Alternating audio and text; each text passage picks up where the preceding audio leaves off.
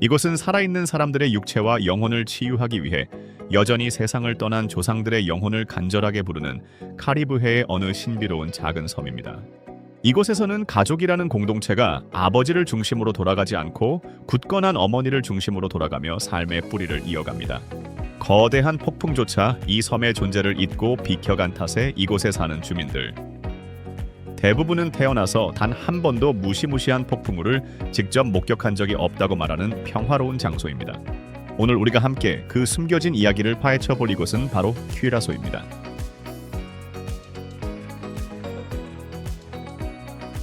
허리케인 시즌이 다가올 때 웅장한 카리브해의 지도를 찬찬히 펼쳐보면 거대한 폭풍들이 길고 폭력적인 궤적을 그리며 맹렬하게 북쪽으로 휩쓸고 지나가는 무서운 장면을 상상해 볼 수 있습니다. 하지만 놀랍게도 퀴라소는 그 모든 끔찍한 폭풍의 경로들 아래에 아주 고요하고 평화롭게 자리 잡고 있습니다.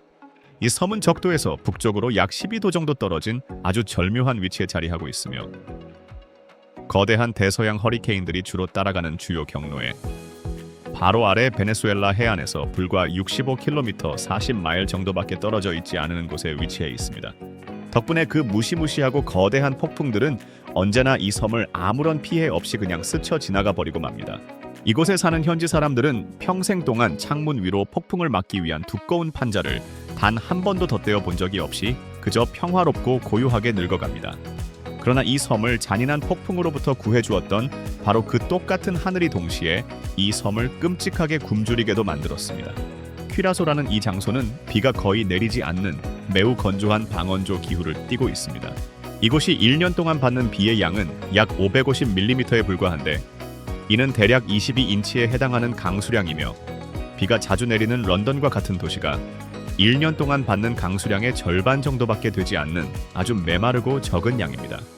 북동 무역풍은 하루도 쉬지 않고 거의 멈추는 일 없이 메마르고 일정한 바람을 매일매일 끝없이 불어옵니다. 하늘은 끔찍한 폭풍을 면제해주며 섬을 구해주었지만 동시에 비를 내리지 않음으로써 하늘에 의해 철저하게 굶주리게 된 것입니다. 15세기 말 스페인 선원들이 길고 험난한 항해 끝에 처음 이 해안에 도착했을 때 그들은 이곳에서 그토록 원하던 찬란한 황금도 발견하지 못했고 수고를 들여 농사를 지을 만한 가치 있는 비옥한 땅도 전혀 찾지 못했습니다. 그래서 그들은 미련 없이 이 장소를 완전히 포기하고 목록에서 지워버렸습니다. 그들은 이 섬들을 이슬라스 이누틸레스, 즉 쓸모없는 섬들이라고 경멸적으로 불렀습니다. 그리고 그들은 뒤도 돌아보지 않고 그곳을 떠나버렸습니다. 이 쓸모없다는 지독한 단어는 그 후 무려 500년이라는 긴 시간 동안 퀴라소를 그림자처럼 따라다녔습니다.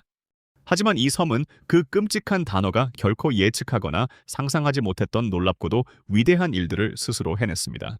목을 축이고 마실 수 있는 달콤한 빗물이 거의 내리지 않는 척박한 환경 속에서 섬 사람들은 짜디짠 바다를 마시는 생존의 법을 완벽하게 배웠습니다. 오늘날 이 섬이 사용하는 신선한 담수 대부분은 바닷물을 증류하고 담수화하여 만들어지며 이곳의 현지인들은 자신들이 마시는 이 물이 카리브해 전체를 통틀어 가장 맛있는 최고 품질의 물이라고 여러분에게 아주 자랑스럽게 이야기할 것입니다. 퀴라소를 상징하는 국목인 디비디비 나무는 쉴 새 없이 불어오는 강한 바람에 의해 빗질을 당한 것처럼 영구적으로 남서쪽을 향해 심하게 구부러진 채 자라나며 마치 자연이 만들어낸 살아있는 풍향계 같은 신비로운 모습을 하고 있습니다. 거대한 자연의 물리적인 힘이 나무의 모양을 그토록 기형적으로 변형시켰지만 이 위대한 나무는 결코 부러지지 않고 끝까지 살아남았던 것입니다. 세계의 수많은 다른 지역들에서 여러분은 보통 아버지의 혈통을 따라 가족의 뿌리와 역사를 추적하게 됩니다. 하지만 이곳 퀴라소에서는 수세대에 걸친 아주 오랜 시간 동안 사람들은 어머니의 혈통을 통해서만 가족의 기원을 추적해왔습니다. 전통적인 아프리카계 퀴라소 사람들의 가족 형태는 철저하게 어머니를 중심으로 구성되는 목의 중심 사회입니다. 굳건한 어머니는 언제나 가정의 한가운데 중심에 자리하며 가구의 흔들림 없는 우두머리이자 배를 고정하는 닻으로서 모든 가족 구성원과 삶의 요소들이 온전히 그녀의 궤도 안에서 안전하게 돌아가도록 유지하는 핵심적인 역할을 합니다. 그에 반해 아버지는 종종 가족의 가장자리에 머무는 더 멀리 떨어져 있는 방관자적인 인물로 묘사되며 때로는 잠시 가족과 함께 머물기도 하지만 또 때로는 전혀 존재하지 않는 경우도 아주 많습니다. 외부인의 낯선 시선에서 바라볼 때 이러한 모습은 어쩌면 아주 중요한 퍼즐 조각 하나가 텅 비어 빠져 있는 불완전하고 결함 있는 가족의 형태처럼 보일 수도 있습니다. 그러나 이 섬의 사람들에게 있어 어머니는 결코 채워져야 할 부족한 조각이나 잃어버린 파편이 아니었습니다. 그녀는 가족이라는 집 전체를 단단하게 떠받치는 가장 완전하고 흔들림 없는 기초 그 자체였습니다. 그리고 이러한 독특한 방식의 가족 형태가 이 섬에 깊이 뿌리내리게 된 데에는 그럴 만한 가슴 아픈 역사적 이유가 분명하게 존재합니다.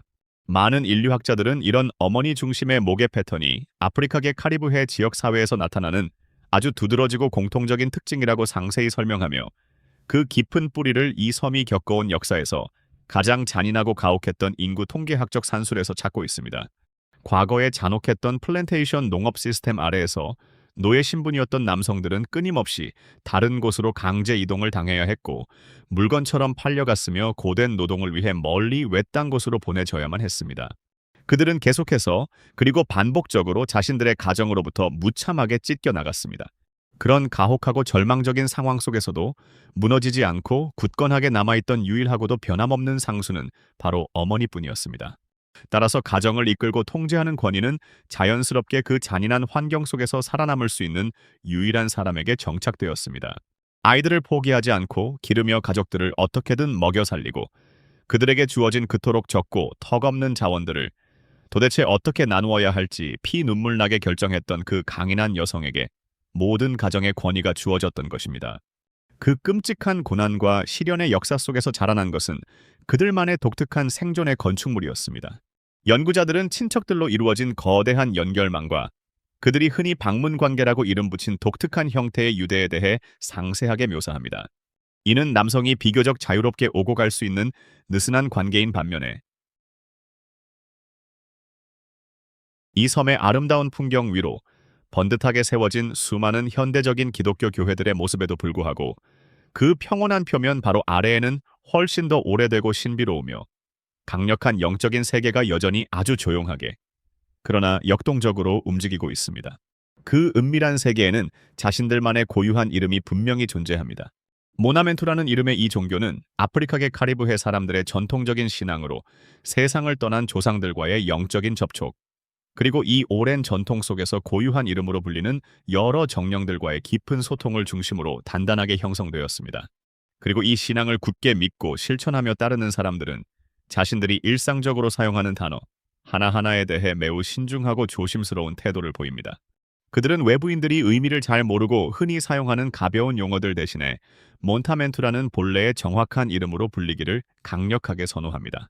왜냐하면 그들의 마음속에서 이것은 결코 미개한 단순한 미신이나 일시적인 주술이 아니기 때문입니다.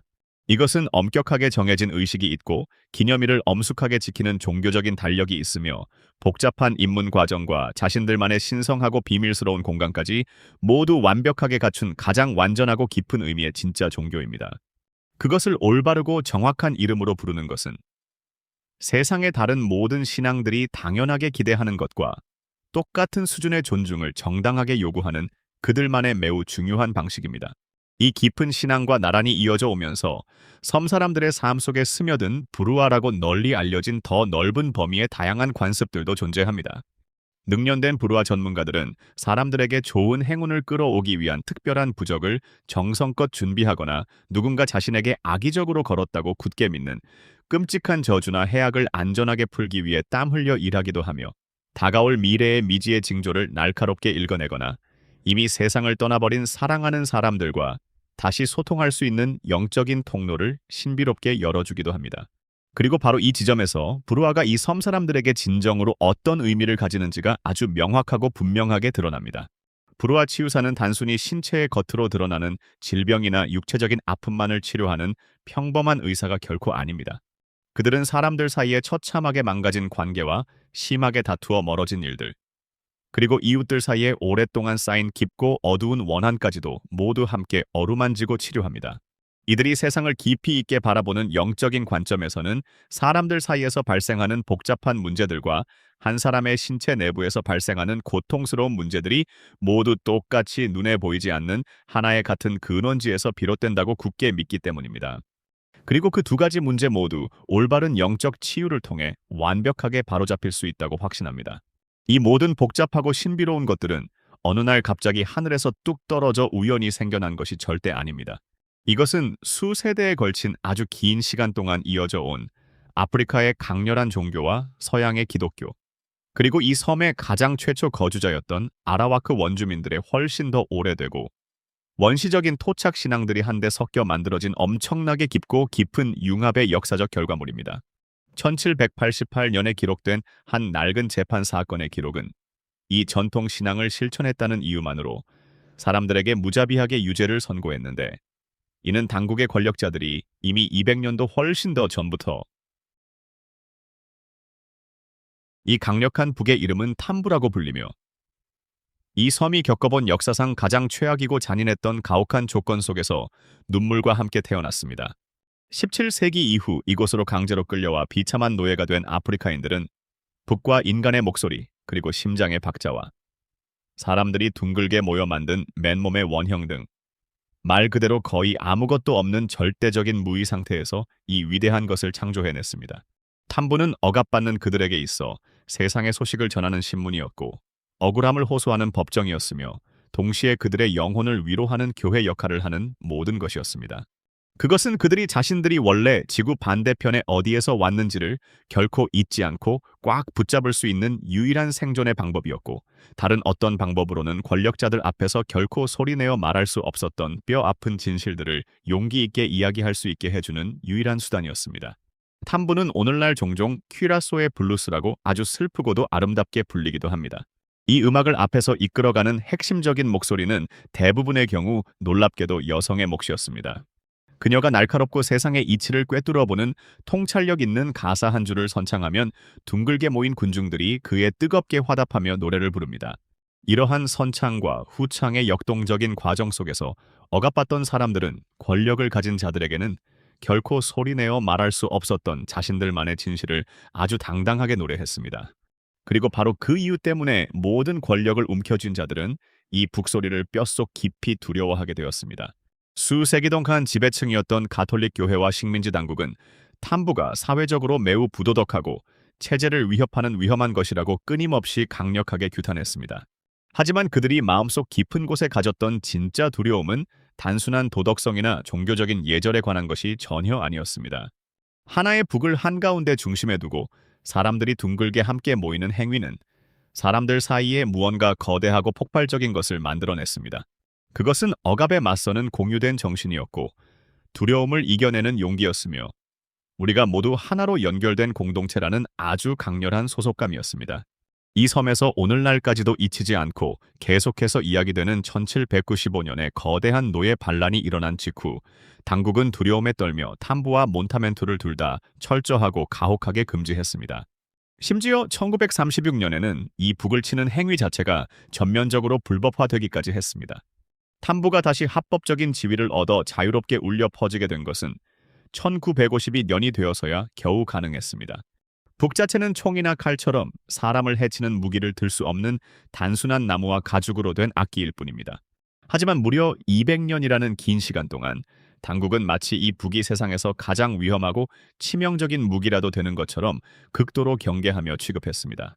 오늘날 탐부의 심장 뛰는 북소리는 마침내 야외에서 아주 당당하고 자유롭게 울려 퍼지고 있으며, 섬의 다양한 문화 축제들과 가장 규모가 큰 축하 행사의 중심에 깊숙이 스며들어 섬 사람들과 함께 기쁨의 호흡을 나누고 있습니다. 매년 따뜻한 봄이 찾아오고 3월과 4월이 되면 섬 전체가 하나로 뭉쳐 이 섬에서 가장 규모가 큰 축제 중 하나인 스를 아주 성대하게 기념합니다. 겉으로 보기에 이 행사는 그저 땅에서 얻은 풍성한 수확을 감사하는 평범하고 일상적인 추수 축제처럼 보일 수 있습니다. 하지만 이 축제의 가장 깊은 뿌리는 18세기와 참혹했던 노예 제도의 어두운 시대까지 곧장 뻗어 내려갑니다. 당시 뜨거운 태양 아래 밭에서 강제로 고된 노동을 해야만 했던 사람들은 자신들에게 무자비하게 강요된 강제 노동의 기계적인 리듬을 어떻게든 자신들만의 아름다운 것으로 바꾸어 냈습니다. 오늘날 이 축제는 하나의 거대하고 화려한 퍼레이드가 되어 오트라반다의 넓은 거리를 가득 채우며 폭포수처럼 쏟아져 나옵니다. 심장을 울리는 경쾌한 음악과 대지를 상징하는 깊고 진한 색깔들, 화려하게 장식된 모자와 하늘 높이 치켜든 수학 도구들이 완벽하게 어우러지며 지역 사회 전체가 마치 하나의 거대한 생명체처럼 함께 호흡하며 움직입니다. 한때 사람들의 육체와 영혼을 처참하게 부수고 억압했던 가혹한 노동이 이제는 흩어진 그들을 하나로 굳건하게 묶어주는 강력한 연대의 춤으로 눈부시게 승화된 것입니다. 그리고 이 섬에는 툼바라는 아주 특별한 것이 있습니다. 이것은 아프리카의 고유하고 역동적인 리듬에서 자라난 아프리카계 카리브해, 음악의 독특한 한 스타일이며 심지어 그 이름 자체에 과거의 아픈 기억을 고스란히 담고 있습니다. 툼바라는 단어의 기원은 멀리 콩고 지역의 반투어에서 유래한 것으로 역사적으로 추적됩니다. 1971년부터 이 섬은 매년 열리는 페스티벌 디 툼바에서 그해 최고의 우승곡을 선정해왔으며 이 축제의 엄청난 함성과 심장이 터질 듯한 열광적인 절정은 곧바로 이어지는 며칠 동안의 거대한 카니발 분위기를 완벽하게 결정짓는 매우 중요한 역할을 합니다. 그리고 마침내 섬 전체는 카니발에 걷잡을 수 없는 열기 속으로 완전히 자신의 모든 것을 내어 맡기며 빠져듭니다.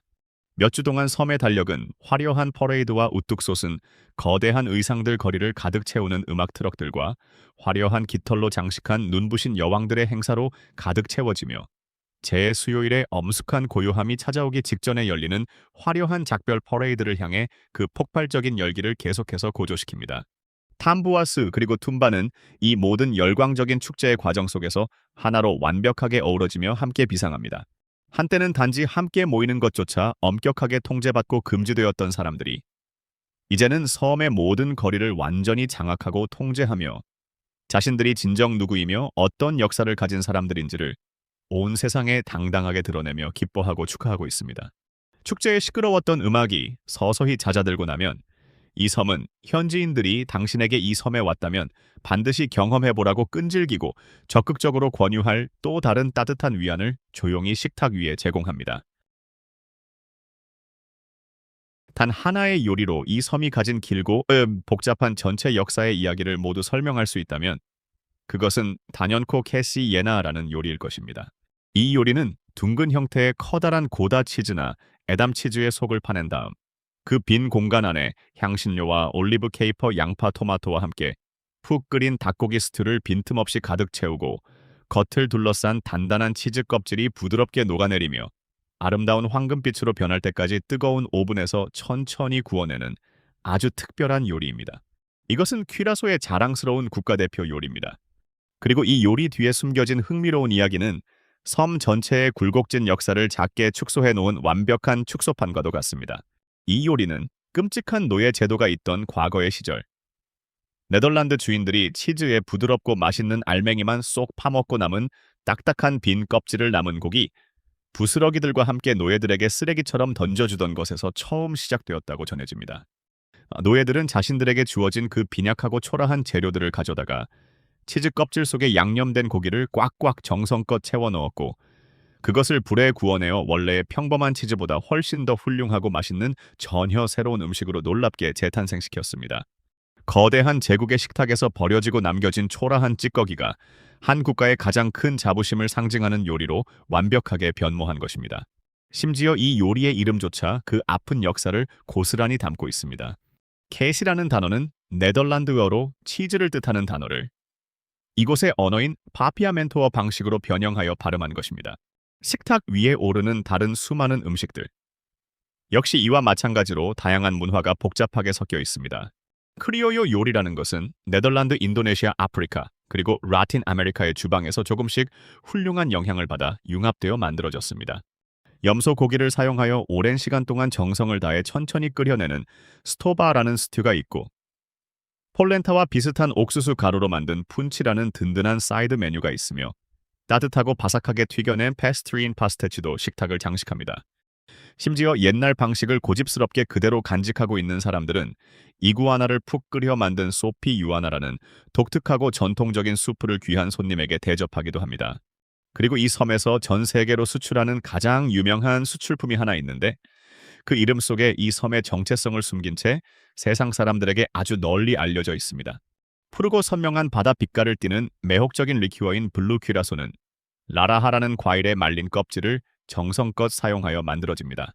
이 라라하는 원래 유럽의 세비야 오렌지였으나 이곳에 처음 도착한 후 섬의 건조하고 척박한 토양을 견디지 못하고 도저히 사람이 먹을 수 없을 정도로 너무나 쓴맛이 나는 과일로 완전히 돌연변이를 일으켰습니다. 대부분의 사람들은 퀴라소를 고요하고 평화로운 청록색 바다가 있는 아름다운 해변으로만 상상하곤 합니다. 하지만 이 섬의 북쪽 해안으로 발걸음을 옮기면 그러한 평범한 생각이 완전히 틀렸다는 것을 곧바로 깨닫게 될 것입니다.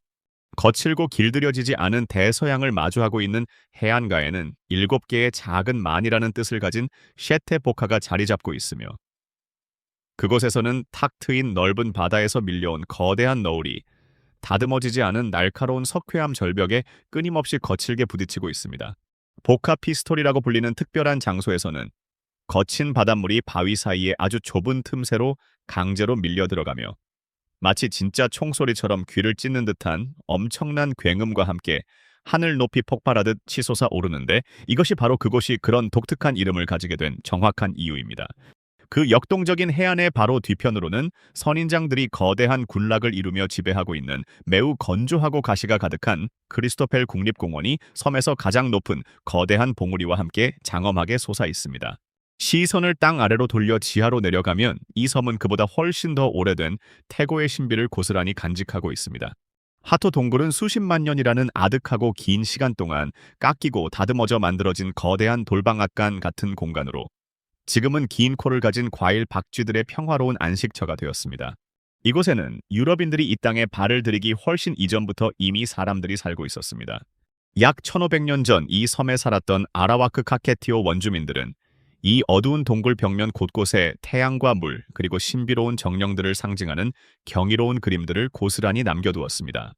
그리고 시간이 훨씬 더 흐른 뒤 똑같은 이 어두운 동굴 속에서 잔혹한 플랜테이션 농장을 탈출한 사람들이 자신들을 집요하게 쫓는 추격자들의 눈을 피해 숨어 지냈다는 가슴 아픈 이야기도 전해집니다.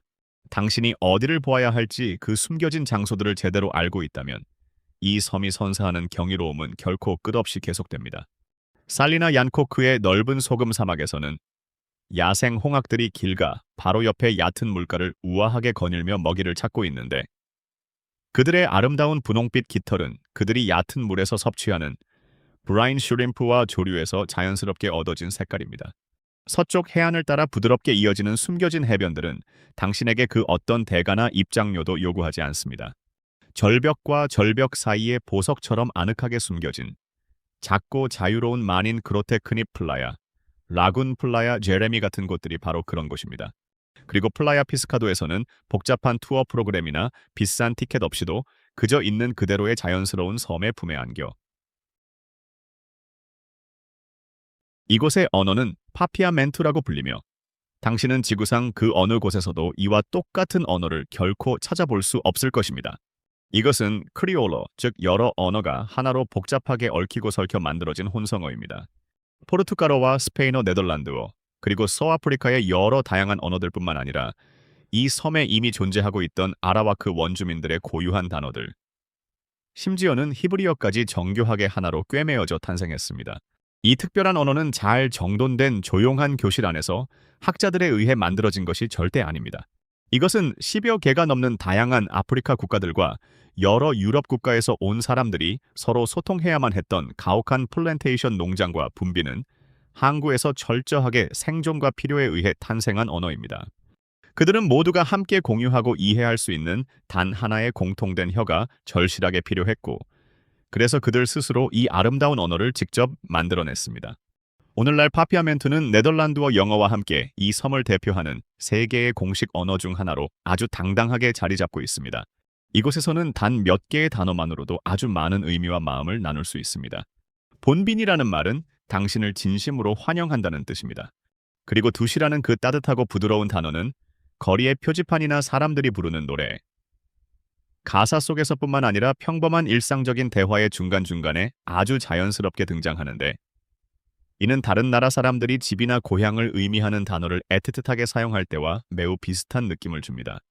아주 오랜 시간 동안 외부인들은 파피아멘투를 제대로 된 규칙이 없는 망가진 언어라며 얕잡아보고 무시했습니다. 하지만 이 섬 사람들은 오히려 그 무시당하던 언어를 자신들의 긍지를 상징하는 자랑스러운 깃발로 완전히 바꾸어 놓았습니다. 이제 이 언어는 이 섬에 사는 사람들이 진정 누구인지를 세상에 증명하는 가장 자랑스럽고 위대한 징표 중 하나가 되었습니다. 단어들 사이에서 일어난 이 놀라운 융합과 섞임의 과정은 단지 언어의 영역에만 머물지 않고 그들의 삶과 영혼의 훨씬 더 깊은 곳까지 뻗어 있습니다. 퀴라소는 그야말로 진정한 문화의 교차로입니다. 이곳의 인구는 약 45개의 다양한 국적을 가진 사람들로 구성되어 있으며 그들 대부분은 퀴라소인이지만 동시에 네덜란드, 도미니카, 콜롬비아, 베네수엘라, 그리고 아이티의 뿌리들이 거미줄처럼 아주 복잡하고 정교하게 얽혀 있습니다. 살아있는 사람과 죽은 사람 사이의 경계가 매우 얇게 유지되는 빌렘스다트에 처음 도착했을 때 당신의 시선을 가장 먼저 그리고 가장 강렬하게 사로잡는 것은 바로 도시 전체를 뒤덮고 있는 압도적인 색채입니다. 물가를 따라 길게 늘어선 높고 좁은 상인들의 오래된 집들은 짙은 황토색과 깊고 푸른 바다색 산호처럼 빛나는 분홍색 그리고 부드러운 버터 같은 노란색으로 칠해져 있습니다. 이 집들은 서로 어깨를 맞대고 비스듬히 기댄 채 신트 아나만의 맑은 바닷물 위로 자신들의 화려한 모습을 고스란히 반사하며 마치 물 위에 떠 있는 법을 완벽하게 배운 거대한 무지개처럼 보입니다. 이곳은 인공적으로 꾸며진 평범한 테마파크가 결코 아닙니다. 빌렘스타트의 유서 깊은 역사 중심지는 1997년부터 유네스코 세계문화유산으로 공식 지정되었으며 카리브해 전역을 통틀어 과거 식민지 시대의 항구 도시 모습이 가장 완벽하고 훌륭하게 보존된 곳 중 하나로 전 세계적인 인정을 받고 있습니다.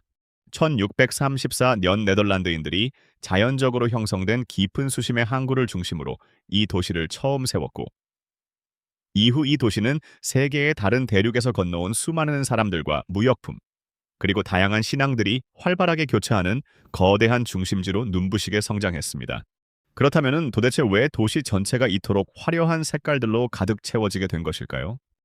옛날부터 전해 내려오는 흥미로운 전설에 따르면 1817년 무렵 이곳의 총독이었던 알베르트 키케르트라는 인물이 새하얗게 칠해진 벽에 반사되는 강렬한 카리브해의 햇빛 때문에 눈이 멀어버릴 듯한 끔찍한 두통에 시달렸다고 합니다.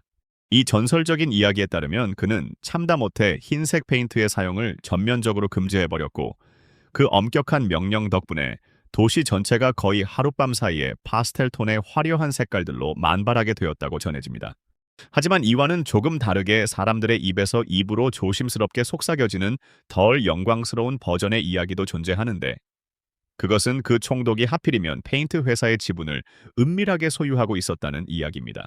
어느 쪽의 이야기가 진짜 사실이든 간에 흰색을 금지했던 그 오래된 법은 이미 오래전의 역사 속으로 사라졌지만 이 도시를 가득 채운 눈부신 색깔들은 결코 이곳을 떠나지 않고 영원히 남았습니다.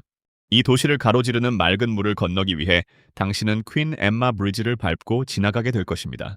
이곳 현지인들이 흔들리는 늙은 숙녀라는 애정, 어린 별명으로 부르는 이 다리는 1888년에 만들어진 아주 오래된 나무 폰툰 보행자 다리입니다. 그녀는 평소에는 만의 물결 위를 평화롭게 떠다니다가 커다란 배가 그곳을 통과해야 할 때가 오면 한쪽 끝을 부드럽게 풀고 물 위를 둥글게 가로질러 넓게 열리면서 다리 위에 있던 보행자들을 그대로 실은 채 함께 움직이는 놀라운 장관을 연출합니다. 푼다의 심장부 한가운데에는 겉에서 보기에는 특별할 것 없이 아주 평범하고 소박해 보이는 건물이 하나 서 있습니다.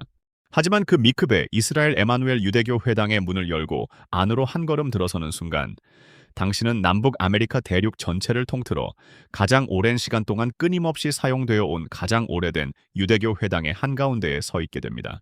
이 신성한 장소는 1732년에 공식적으로 봉헌되었으며 이 회당을 정성껏 지어 올린 공동체는 이미 1651년부터 이 섬에 굳건하게 뿌리를 내리고 간절한 기도를 올려왔습니다.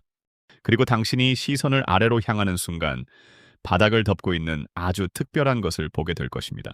바닥 전체가 아주 부드럽고 창백한 색깔의 고운 모래로 의도적으로 덮여 있습니다. 이렇게 바닥에 모래를 정성껏 깔아둔 데에는 두 가지의 아주 깊고 중요한 이유가 있으며 이 이유들은 당신의 마음속에 아주 오랫동안 잊히지 않고 남을 것입니다. 첫 번째 이유는 그들의 오랜 신앙의 조상들이 척박한 사막을 끊임없이 떠돌아야 했던 40년이라는 길고 고통스러웠던 세월을 잊지 않고 기억하기 위해서입니다. 두 번째 이유는 그보다 훨씬 더 어둡고 슬픈 과거의 기억으로 거슬러 올라갑니다. 과거 스페인과 포르투갈에서 수세대에 걸친 유대인들은 자신들의 무거운 발소리와 간절한 기도의 목소리를 숨기고 낮추기 위해 자신들의 집 바닥에 끊임없이 모래를 쏟아 부어야만 했습니다. 밖에 그 누구도 그들이 은밀하게 비밀스럽게 드리는 예배의 소리를 알아채지 못하게 하기 위해서였습니다. 그들은 자신들의 간절한 신앙이 세상 밖으로 들리지 않도록 바닥에 모래를 부었던 것입니다.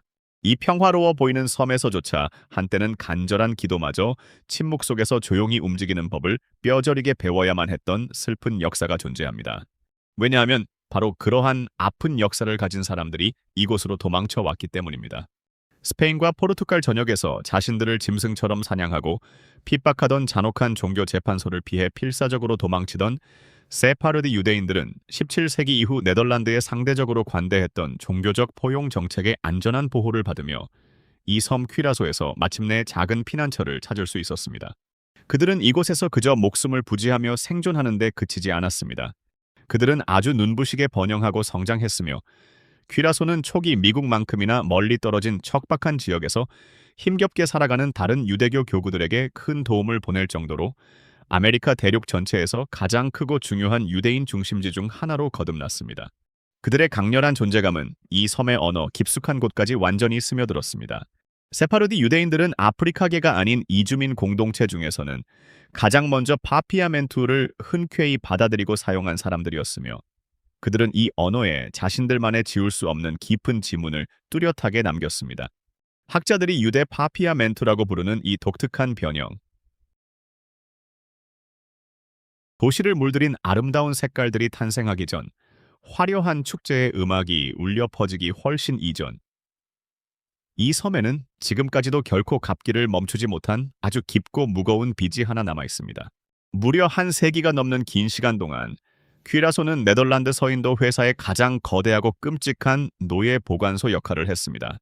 과거 스페인 사람들이 원하던 그 어떤 가치 있는 것도 만들어내지 못했던 이 척박한 섬은 세상에서 가장 비극적이고 끔찍한 이유로 엄청난 가치를 지닌 장소가 되어버렸습니다.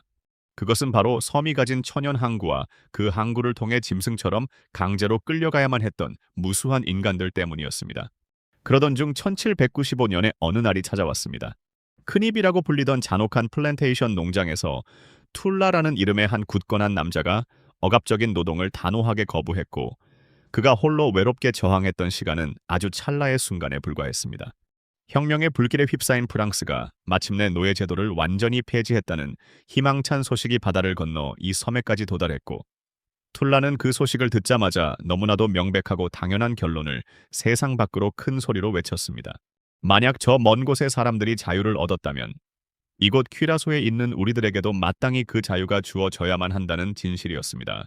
섬 전체 인구의 거의 4분의 1에 달하는 무려 4천 명가량의 사람들이 그의 외침에 호응하며 하나둘씩 일어나 함께 맞서 싸웠습니다. 그들은 두려움에 맞서 몇 주 동안이나 끈질기게 저항하며 버텼습니다. 하지만 결국 그들의 거대한 반란은 무자비하게 짓밟혔고 툴라는 비참하게 붙잡혔으며 당국은 그의 숭고한 이름을 역사 속에서 영원히 묻어버리려는 경고의 의미로 그에 대한 처벌을 최대한 많은 사람들이 보는 앞에서 잔인하고 공개적으로 집행했습니다. 하지만 그들의 끔찍한 의도는 오히려 정반대의 결과를 낳았습니다. 오늘날 매년 8월 17일은 섬 전체가 그의 위대한 용기와 고귀한 존엄성을 진심으로 기리고 추모하는 가장 중요한 기억의 날이 되었습니다. 자유를 향한 그 위대한 투쟁은 결코 그에게서 끝나지 않았습니다. 시간이 흘러 1969년에 이르러 빌렘스타트 전역을 휩쓴 거대한 파업과 격렬한 소요 사태는 마침내 낡고 부패한 식민지 질서를 영원히 무너뜨려 버렸습니다. 아프리카계 퀴라소 사람들은 마침내 섬의 문화적이고 정치적인 삶의 완전한 중심부로 당당하게 걸어 들어갔으며 그들이 사용하던 언어 파피아멘투 역시 그들과 함께 당당한 자부심의 상징으로 드높게 떠올랐습니다.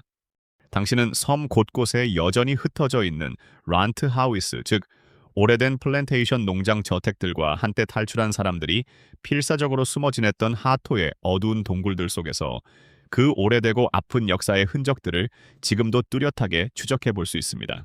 서쪽 해안의 고요한 소금 사막 근처에는 1795년의 그 위대한 투쟁을 영원히 기억하기 위해 무려 500년이라는 아주 긴 세월 동안 넓은 세상은 이 작은 섬의 이름을 거의 부르지 않았습니다. 하지만 어느 날 혜성처럼 등장한 한 축구팀이 세상 사람들이 이 섬의 존재를 더 이상 절대로 무시할 수 없도록 완벽하게 만들어버렸습니다. 퀴라소는 약 171제곱마일, 대략 443제곱킬로미터에 불과한 작은 바위투성이 땅 위에 약 15만 6천 명의 사람들이 모여 살아가는 작은 섬입니다. 그리고 이 작은 규모는 그들이 월드컵 본선 무대에 진출한 역사상 가장 인구가 적은 국가가 되도록 만들었으며 오랫동안 아이슬란드가 굳건히 지키고 있던 놀라운 기록을 마침내 깨뜨렸습니다. 그들은 예선전에서 단 한 번의 패배도 기록하지 않은 채 무패로 당당히 본선 진출 자격을 얻어냈으며 2025년 11월 자메이카로 떠난 험난한 원정 경기에서 0대0 무승부를 기록하며 자신들의 본선 진출을 가장 완벽하게 확정지었습니다. 수많은 대도시의 작은 구역 하나보다도 더 작은 규모를 가진 한 작은 나라가 자신들보다 수백 배나 더 거대한 나라들조차 해내지 못한 엄청난 기적을 마침내 이루어낸 것입니다. 그리고 마침내 모두가 기다리던 거대한 월드컵 토너먼트가 시작되었습니다. 6월 14일에 열린 경기에서 그들은 강호 독일을 상대로 7대1이라는 큰 점수 차이로 뼈아픈 패배를 당했습니다. 하지만 경기 시작 21분 만에 리바노 코메넨시아가 퀴라소 축구 역사상 최초의 월드컵 득점을 터뜨렸고 그 짜릿한 순간은 최종 점수판에 참담한 결과보다 훨씬 더 오랫동안 사람들의 가슴속에 영원히 살아 숨쉬게 될 것입니다. 그리고 불과 6일 뒤 그들은 강팀 에콰도르를 상대로 치열한 접전 끝에 0대0 무승부를 이끌어내며 역사적인 월드컵 첫 승점을 획득하는 기염을 토했습니다. 그 기적의 중심에는 7골을 내주며 무너졌던 바로 그날로부터 불과 일주일 만에 월드컵 역사상 단일 경기 최다 세이브 기록과 놀랍게 동률을 이룬 37살의 노장 골키퍼 엘로이 룸이 굳건하게 서 있었습니다. 한 경기에서 무려 7골을 내주었던 선수가 불과 일주일 뒤에는 단 한 골도 허용하지 않는 철벽 같은 방어를 보여준 것입니다. 그렇다면 그 자랑스러운 유니폼을 입고 뛰는 선수들은 과연 누구일까요?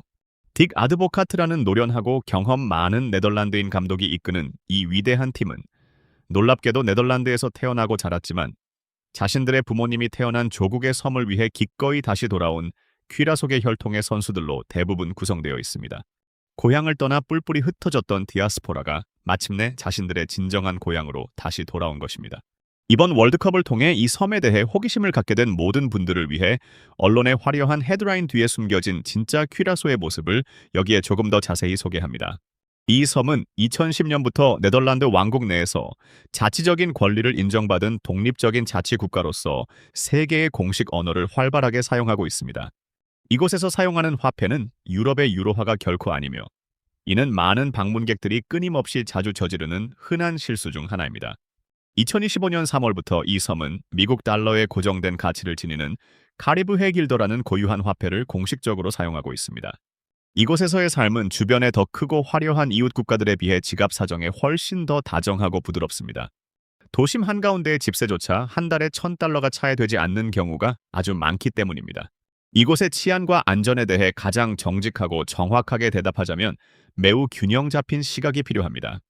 끔찍한 폭력 범죄는 매우 드물게 발생하며 섬 전체는 일반적으로 아주 안전하고 평화롭지만 가벼운 소매치기나 차량 터리 같은 범죄는 종종 발생할 수 있으며 다른 곳보다 위험성이 조금 더 높은 특정 구역들도 분명히 존재합니다.